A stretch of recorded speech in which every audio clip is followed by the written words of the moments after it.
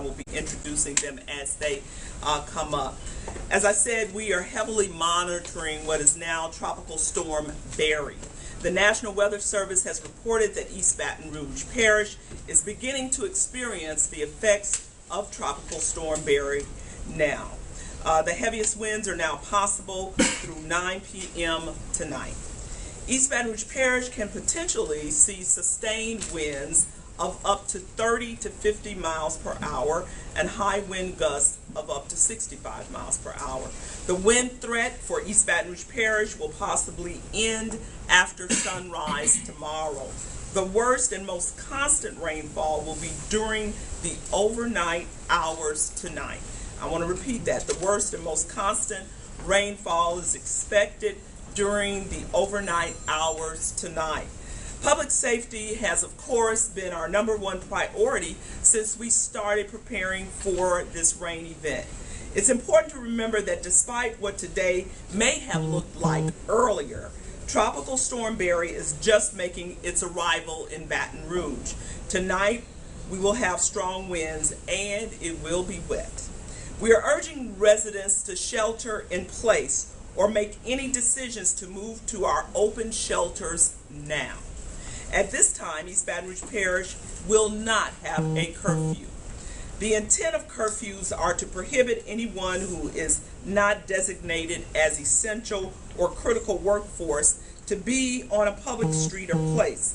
But our citizens have been listening and they have been preparing. There is no chaos, there is order and cooperation, and for that we are all thankful. If movement in any affected area becomes a hazard and the life and safety of our citizens are threatened, we will make that call at the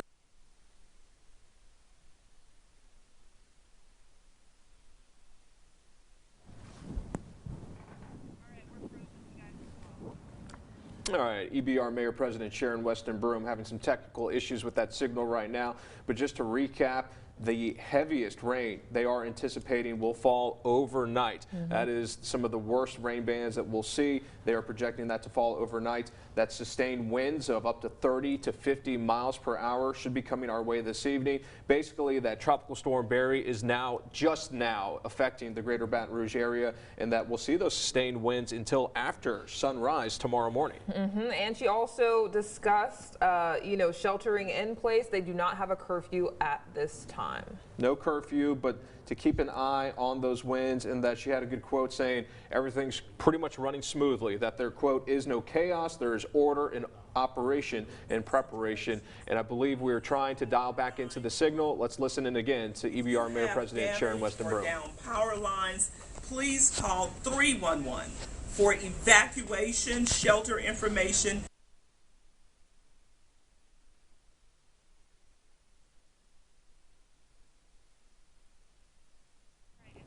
And we're going to try to get that signal squared away. It seems to be some intermittent signal issues right there. And of course, that is understandable during a tropical system like this. Tropical Storm Barry making its way into the greater Baton Rouge area. The general tone of her opening statements, Lauren, that of cautious, not even optimism in a sense, but hey, it's been a relatively calm day. We've been calm and orderly, but we want to make sure that everybody stays safe, and safety, again, the top priority. Yeah, and even just like you said, her tone, it's a calmness, but it's also caution, and she just wants to make sure everyone is just staying safe. And again, the shelter in place, that's what she said. She did say if you do want to go to an open shelter, you can do that now, but don't wait to do that. And as of right now, they do not have any intention at this moment to put in place a curfew for East Baton Rouge Parish. Right, and again, for those unfamiliar, the curfew basically would just keep all non-essential personnel and non-law enforcement at home, but you will be free to get out and about tonight. But we advise, again, if you don't have to be out, just stay at home, shelter in place, stay with your family, stay with your friends, stay up to date with us here at NBC Local 33 and Fox 44, the weather team, storm tracker team, and Chief Meteorologist Jesse Gunkel working very hard to track this storm as it continues to affect our viewing area. And like like Mayor Broom just mentioned, we are now just finally in the 3 o'clock hour starting to see some of those rain bands enter our viewing area and throughout the greater Baton Rouge, just region. And we're hoping for the best. So we're hoping that by late tonight into tomorrow morning that those strong winds that she was describing, that heavy rain that she was describing doesn't take a complete devastating toll. Be prepared for the worst, but hope for the best. That's what we tend to say during these weather events. And we'll continue to say that as we continue to be with you every step of the way during Tropical Storm Barry. And again, in East Baton Rouge Parish, they do have those road closures that you can find on our website and our Be Our Proud app. And again, just staying safe out there and just making sure you're not, because a lot of those road closures are because of down power lines, and not trying to go out and investigate, just stay inside.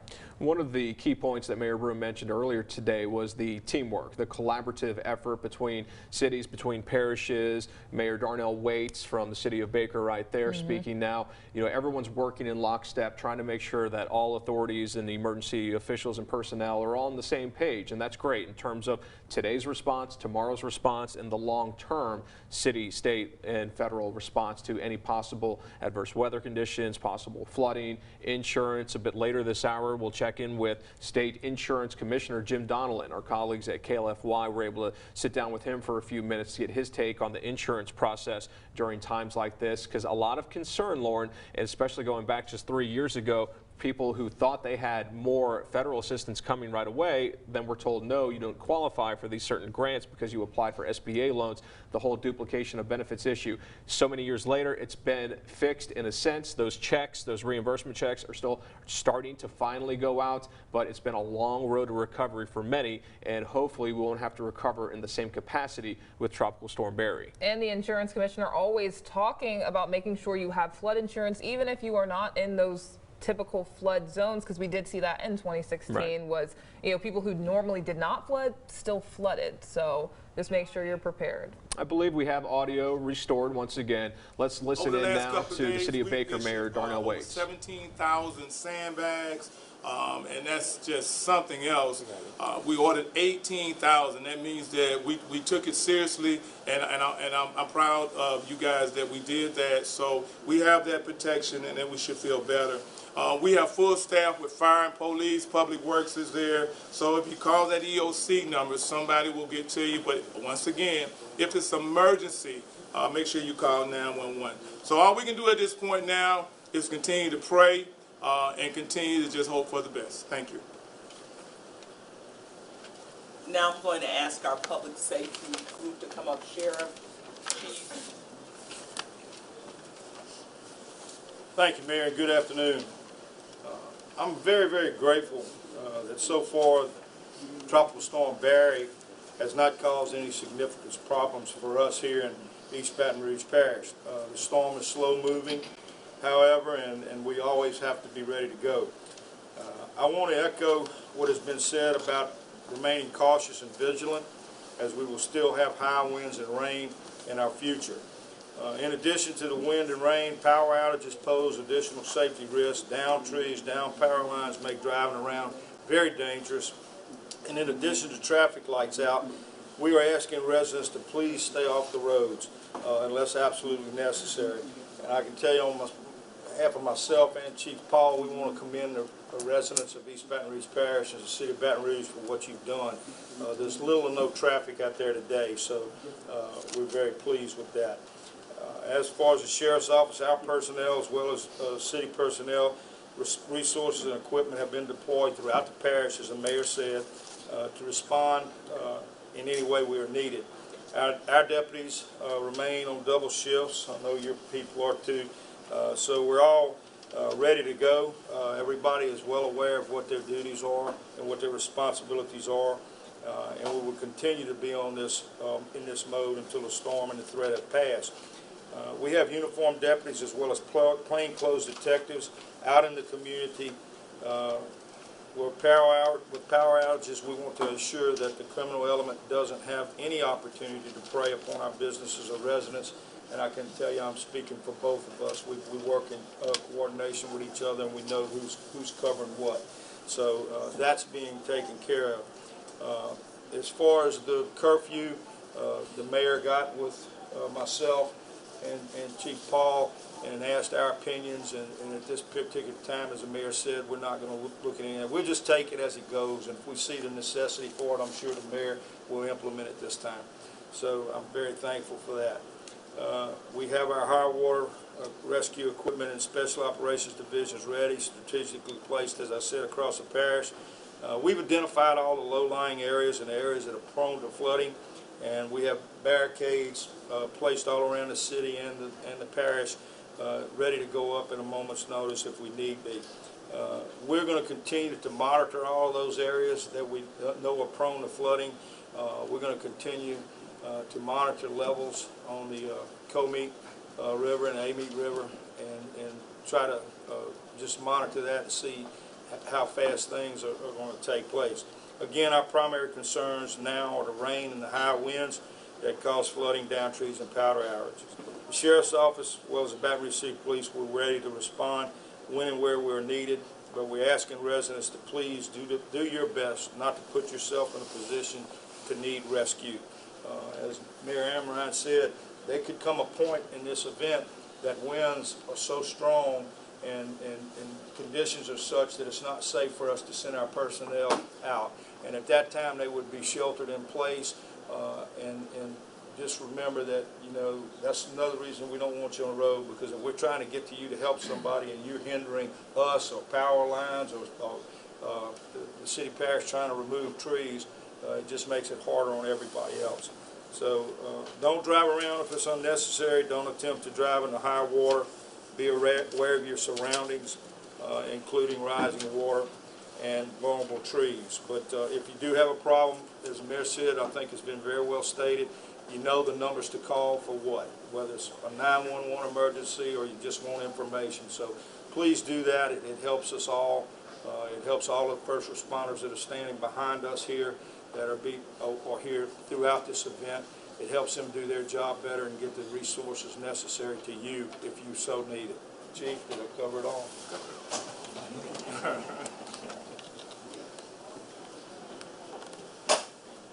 Clay, did you have? You good? Now I'm going to ask David Johnson from Entergy to come and give us an update on power outages and where we stand. Thank you, Mayor Broom. At Entergy, we stand ready and prepared to address the impacts of this storm. At this particular time, we have over 3,000 men and women prepared and staged and mobilized and ready to address the impacts that will be as a result of the storm coming through. We realize that this is going to be a difficult process for all, but we want folks to feel confident that this is something that we rehearse for, we practice, and we train throughout the year to be ready for these types of situations. We also recognize that each and every storm is unique, they're different, and so even though we practice and prepare, sometimes we have to be creative, but we're ready. We have the right men and women in place to get it done. At this particular time, we've also called in crews from out of state, both contractors and other utilities, to be ready and prepared to support us in the event that we need them. Across the state of Louisiana, we have approximately, as of 3 p.m. today, 78,000 customers without power at this time. Here in the Baton Rouge region, there's approximately 15,000 customers without power. Our process is, our employees, our men and women that work in our bucket trucks, they can't get up in the air in the bucket trucks when the wind is high. So if the wind is above 30 miles per hour, we're going to keep our employees safe. We'll have to keep them on the ground. We'll keep them stationary, and once the weather passes and it's safe for our employees, we'll get them back out in the streets. Typically, what we do is we send out our scouts, we assess the damage after the storm is complete, we create our plan, then we dispatch all of our crews into the regions that have been impacted. We also like to focus on our emergency facilities first. Police and fire and other emergency responders and their facilities will attack first, followed by any hospitals or other emergency facilities. And then, as an organization, what we found is very effective is for us to go into the areas where we can bring up as many customers as possible first. Once we do that, then we'll go after the most difficult areas. The other thing we need our customers to understand, we ask for your patience. There's going to be scenarios where there's going to be downed wires, there's going to be trees down, there's going to be flooding and pooling in the streets. We want you to be safe. We want you to stay away from those scenarios. We also need to keep our employees safe, and so we're going to hold them back until the areas are clear. If you have a down power line that's close to you or your home or your family, we ask that you call 1-800-9-OUTAGE. Let me repeat that number. It's 1-800-9-OUTAGE. Thank you. Thank you, Mr. Johnson. In closing, let me say this. I want to thank all of the individuals that you see behind me who represent public safety, our elected officials who have been collaborating with us on a regular basis, and just so many people. But, you know, behind the scenes, there are a number of people who you don't see on camera who are manning MOHSEP 24/7, from city parish employees to nonprofit organizations. And so I just want to thank all of you who have been tirelessly responding to the needs of our citizens and of our community.